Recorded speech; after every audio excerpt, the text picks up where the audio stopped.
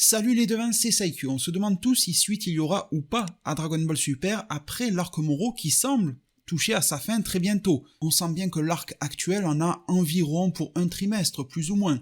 Et c'est une question légitime. En attendant d'en savoir plus, et comptez sur moi pour vous transférer l'info sur cette même chaîne YouTube, donc pensez à vous abonner, à activer la cloche des notifications.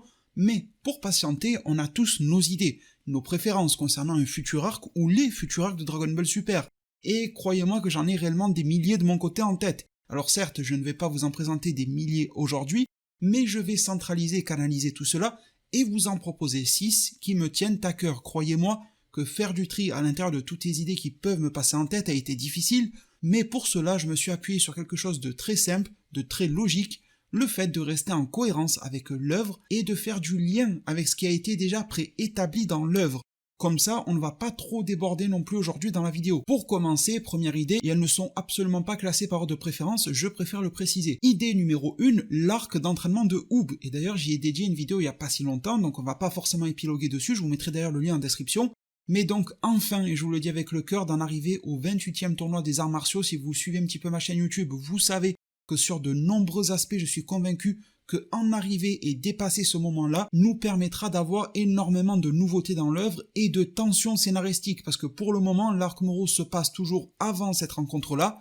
Tout ce que l'on connaît de Dragon Ball Super se déroule entre la mort de Majin Buu pur et entre la rencontre avec Oob. On est toujours dans cette période de 10 ans. Donc, on sait très bien qui est vivant à la fin de l'œuvre, et ils sont à peu près tous en bonne forme. Ça nous permettra d'ailleurs d'avoir des designs un petit peu modernisés, d'avoir le vêtement un petit peu, voire même beaucoup, bleuté de Son Goku que l'on apprécie beaucoup. C'est pas qu'on n'aime pas le orange, mais bon, on l'a vu pendant des décennies entières, donc le bleuté est quand même bien à exploiter aussi, et ça rend très bien visuellement, je trouve. On pourrait introduire également une menace qui permettra de parfaire ce premier entraînement de Oob. Je suis pas en train de vous dire que dès le premier, Goku va faire en sorte que Oob sorte en Ultra Instinct et tout.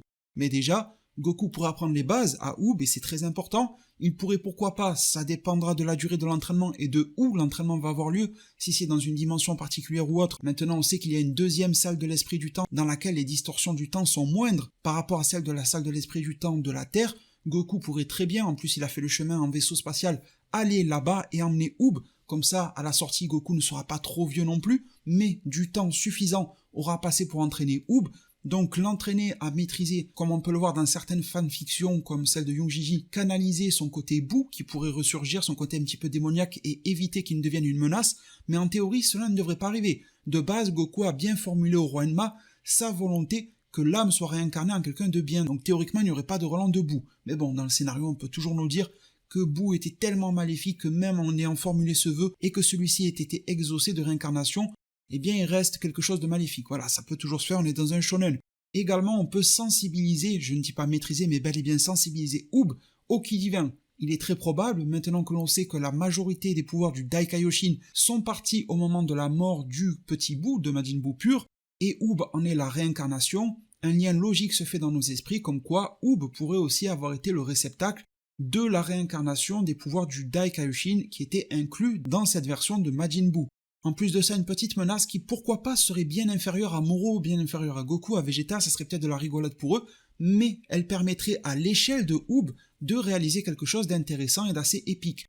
Et puis ça permettrait pourquoi pas de revaloriser les autres jeunes comme Goten, Trunks, Pan, Bra, selon l'époque à laquelle ça se passe, parce que Pan et Bra pourront être encore très jeunes. Pourquoi pas les scènes de l'univers 6, voilà, je pense que vous avez compris, une démarche de nouveauté, de fraîcheur, de nouvelle génération, en reprenant des bases connues, en reprenant des personnages connus, mais en intégrant pas mal de nouveautés. Deuxième idée pour ma part, en parlant de l'univers 6, j'aimerais aussi beaucoup un arc sur ces derniers. Ou à la limite, comme j'ai pu le dire au cours de divers lives sur cette chaîne YouTube, et je vous remercie pour votre participation à ces derniers, eh bien pourquoi pas un spin-off, que ça soit un manga ou un animé, un TV spécial, ça fait longtemps qu'on n'a plus de TV spécial sur DB, des épisodes filler d'un animé, certes ça sera filler, on pourra pas forcément dire que c'est canon, mais au moins leur histoire nous aura été contée d'une manière ou d'une autre.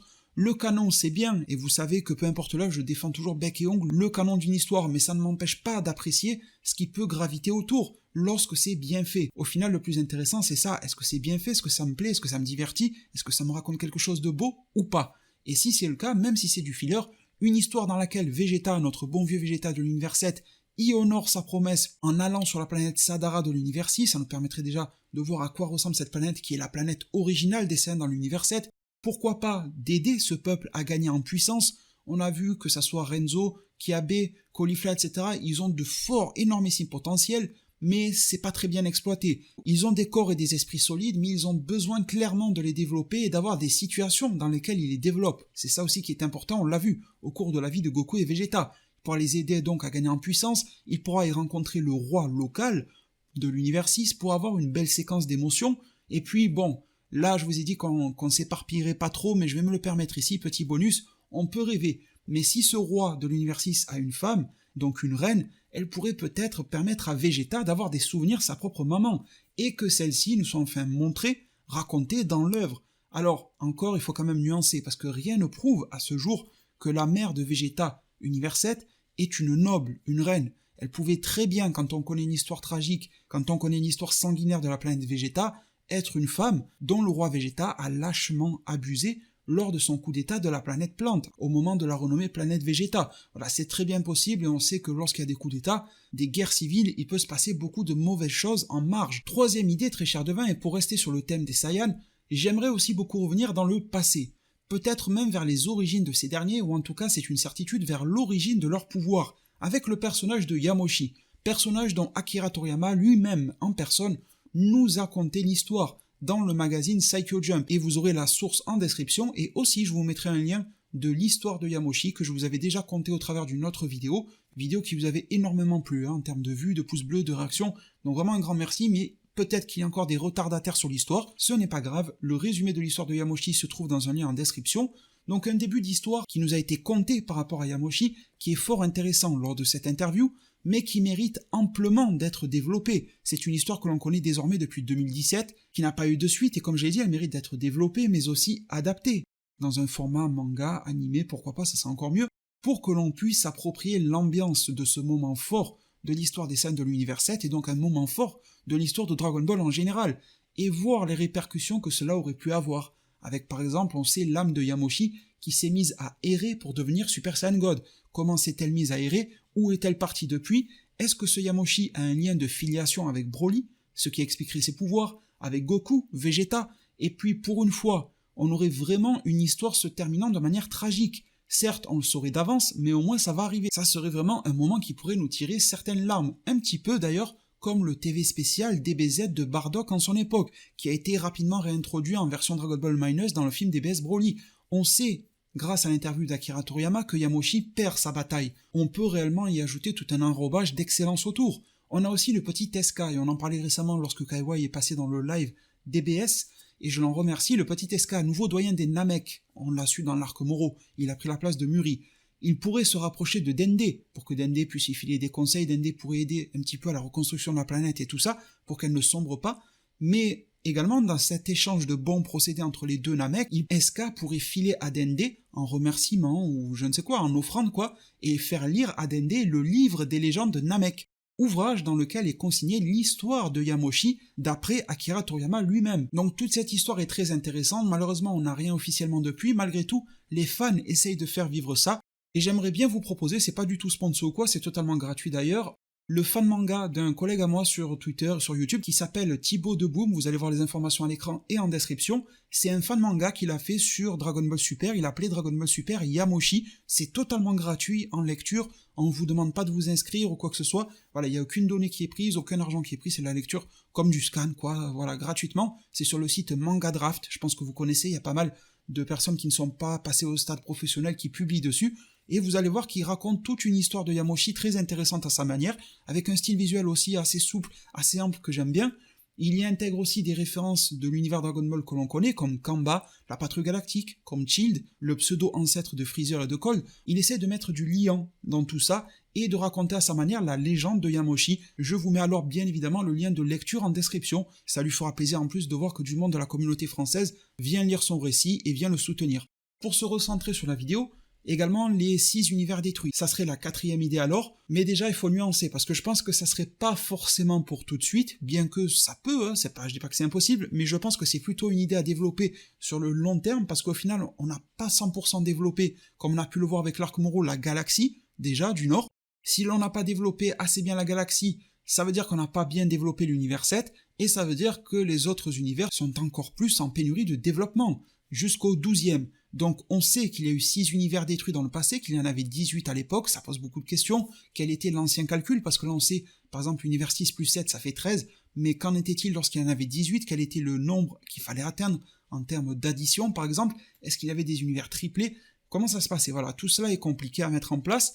Il faudrait que ça soit expliqué, il faudrait que l'on connaisse les personnages de ces univers-là, les introduire, mais avec la masse de personnages issus des 11 autres univers que le 7 actuellement, ça fait déjà beaucoup à développer, et ils ne le sont pas tous, ou en tout cas ils ne le sont que très minoritairement, donc chaque chose en son temps, mais lorsque le temps viendra, j'aimerais beaucoup que les 6 univers détruits soient développés, soit par un flashback, soit par un retour partiel ou total, ça peut être que un des 6 qui revient, ça peut être les 6, d'ailleurs comme vous l'avez vu dans la vidéo qui s'affiche à l'écran, je ne suis pas partisan du fait que le vœu de C17 ait ramené les univers. Quand on s'attache à la formulation et tout ça, eh bien on comprend que C17 n'a fait que ramener les univers qui ont été détruits durant le tournoi du pouvoir et pas avant. Je vous mettrai un petit lien aussi pour cette vidéo-là si elle vous intéresse. Du coup, on en est déjà avec 4 belles idées, j'ose l'espérer, et je vous en présente une 5e. La 5e concerne les anges, mais pas forcément, pardonnez-moi le terme, avec un côté bordélique, plutôt avec quelque chose d'assez posé, et comme je l'ai dit en début de vidéo, qui reste dans la lignée de ce qui nous a été déjà exposé et expliqué dans l'œuvre Dragon Ball Super au préalable. C'est-à-dire que je ne pense pas, et je trouve cela impensable, de voir la Z-Team se battre contre 12 anges réunis qui seraient d'un coup maléfiques, surtout chapeautés par le Daishinkan. Déjà, n'importe lequel des anges, à lui tout seul, je parle pas des anges apprentis, je parle des anges, est en mesure de tabasser toute la Z-Team en un claquement de doigts. Donc ça n'aurait aucun sens, il n'y aurait pas d'équilibre, il n'y aurait pas match en fait. Par contre, le fait d'avoir un ange apprenti maléfique, contrairement à Mérus que l'on vient de voir, qui est un ange apprenti, mais qui a tourné du côté du bien, qui est bienfaisant, c'est problématique concernant la loi des anges par rapport au Daishinkan, mais on va dire qu'en soi, tourner du bon côté dans l'histoire, ça ne fait pas une menace, vous voyez ce que je veux dire, tandis que si l'ange devient méchant, là oui, ça pose problème. Et en plus, il faudrait que cet ange se libère, dans cette idée-là, des lois et des sanctions qui s'appliquent lorsqu'on viole les lois des anges. Comment faire cela? C'est très simple. Un ange pratique et connaît très bien le langage divin. On l'a vu avec Whis, il a pu formuler un vœu auprès de Super Shenron très facilement. Et donc, cet ange qui virerait du côté du mal, qui serait un apprenti, peu importe l'univers, univers 7, univers 1, univers 12, comme vous voulez. Ça, ce n'est pas très grave. Mais en tout cas, il aurait viré du côté du mal, formule un vœu auprès de Super Shenron, en parlant directement le langage des dieux issus de Dragon Ball Super, et demande alors à ce que la loi des anges ne s'applique plus sur lui, mais bien sûr, de garder ses pouvoirs, ses capacités et ses connaissances. Ce qui ferait en fait de lui, oui, vous l'avez compris, une sorte d'ange déchu. On pourrait presque dire un ange auto-déchu, c'est presque lui qui se serait appliqué cette déchéance-là. Comme ça, cet ange aux ambitions peu recommandables pourra, contrairement à Mérus, y aller à 100% de ses capacités sans avoir à disparaître ou à mourir, vous voyez ce que je veux dire, il ne sera pas effacé. Alors malgré tout, même s'il se donne à fond, ça sera dans le prochain, dans 2 arcs, dans 3 arcs, vous voyez, le niveau sera atteignable parce qu'on restera sur un ange apprenti. On a vu que Mérus était extrêmement balèze mais il ne s'est pas livré à fond, donc on ne sait pas jusqu'où il peut dépasser Goku. Mais avec le nouveau Goku Ultra Instinct du moment, plus les power-ups qui pourraient suivre ensuite, ça reste un niveau atteignable, plus le power-up qui sera issu à l'arc lui-même, dans chaque arc il y a toujours une progression, on serait plutôt dans la temporisation du niveau d'ange, un peu comme avec Zamasu qui était une menace divine maléfique, mais en fait c'était un Kaio apprenti Kaioshin, et là ça serait un ange, d'accord, mais apprenti ange, et non un des 12 comme j'ai dit tout à l'heure, ou les 12 ensemble. Le niveau serait bien trop élevé. Ça serait donc une menace dont les anges eux-mêmes devront aussi s'occuper, car un ange qui a mal viré, pour le Daishinkan et pour la loi des anges, c'est tout à fait contradictoire au règlement et à la loi en vigueur. Seulement, il ne pourra pas recevoir de sanctions automatiques comme Mérus en a eu une, grâce au vœu que je viens de citer. Il ne pourra pas disparaître à distance sans avoir à se déplacer. Il faudra donc le trouver, il faudra se confronter à lui, et cet ange sera sûrement très intelligent en se disant que, bon, il a des plans, mais il reste quand même inférieur au niveau des 12 autres anges, et il planifiera à l'avance alors comment bloquer les actions de ses frères et sœurs, et pourra alors éviter de les combattre frontalement, car il saura qu'il sera perdu contre eux. Et la Z-Team pourra alors aussi agir, ou être menacée directement par celui-ci. Et oui, un peu pour faire le parallèle avec l'arc Zamasu, on avait Zamasu qui en voulait à Mirai Trunks, pour les voyages temporels, les dérèglements temporels qui ont suivi. Cet ange pourra s'en prendre à l'univers 7, pourquoi pas, car son frère, Mérus, a subi là-bas les frais de la loi angélique. Il a subi cette disparition, il s'est évaporé, il a été privé de ses libertés, et peut-être même de sa vie, s'il est réellement mort. Donc ça pourrait être le premier univers à cibler pour s'y établir, et également pour assouvir sa vengeance et pouvoir mettre à bien son plan. Cet ange virant au mal en voudra à l'univers 7 d'avoir impliqué Mérus et de l'avoir causé du tort. mais il en voudrait aussi à l'ordre établi, au-dessus de ses frères et sœurs anges en fonction, les 12, plus de son père le Daishinkan. On aurait donc cet aspect de double confrontation, et une menace qui va se retrouver être prise un petit peu en tenaille, mais qui forcément aura de belles cartes à jouer. Tout cela peut m'intéresser énormément, et pour conclure les devins, eh bien, la suite des histoires de Broly, 6e et dernière idée pour cette vidéo en tout cas, ben oui, ça peut paraître simplé, dit comme ça, mais ça me semble être limpide en termes de logique que cette idée d'arc fasse partie de cette vidéo. Franchement, on va se poser sur son cas 2 minutes. On nous a introduit Broly récemment dans Dragon Ball Super, et encore quand je dis récemment, c'est plus si jeune que ça, c'était il y a 2 ans quand même. Et puis, le personnage est totalement laissé de côté, on n'en entend presque plus parler. À la fin du film des Best Broly, il est dit noir sur blanc que Broly, Shirai et Remo vont partir un petit peu en vadrouille dans l'univers, qu'ils vont visiter à droite à gauche et tout ça. Goku promet d'ailleurs de revenir l'entraîner, chose que Goku a peut-être déjà fait dans le chapitre 42 de DBS, au début de l'arc Moro, mais ce n'est pas confirmé à ce moment-là que vous voyez à l'écran. On a aussi Freezer qui s'agite beaucoup autour du cas de Broly à la fin du film éponyme. Il disait vouloir attendre un petit peu que Broly se maîtrise, mais il replanifiait déjà quelque chose par rapport à ce dernier. Et puis depuis, plus rien, si ce n'est Broly qui a été mentionné auprès de Merus par Goku pour lui faire un petit peu un récap de ce qui s'est passé, lui dire que Broly existe, qu'il a des super pouvoirs et tout, mais bon, ça n'a pas été plus loin. Et en plus, je pense, et vous me direz en zone de commentaire, que la Z-Team a tout intérêt à garder Broly en ami.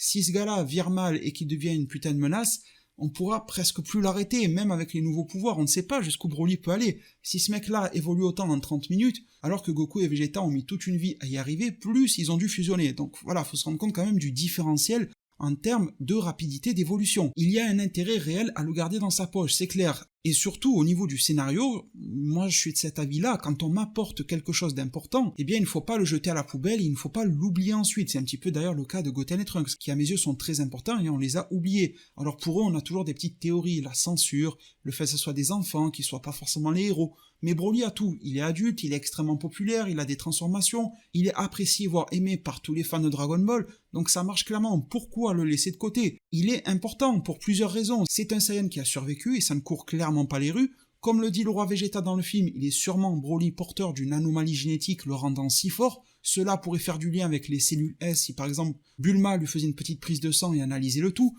Le personnage est tourmenté psychologiquement du début à la fin du film DBS Broly. Il peut être utilisé à mauvais escient par les menaces par la suite, comme par exemple si au cours de leurs aventures, Shirai et Remo sont pris en otage par Freezer ou un autre méchant, de suite Broly va être obligé d'obéir à celui-ci s'il ne veut pas que ses amis soient tués.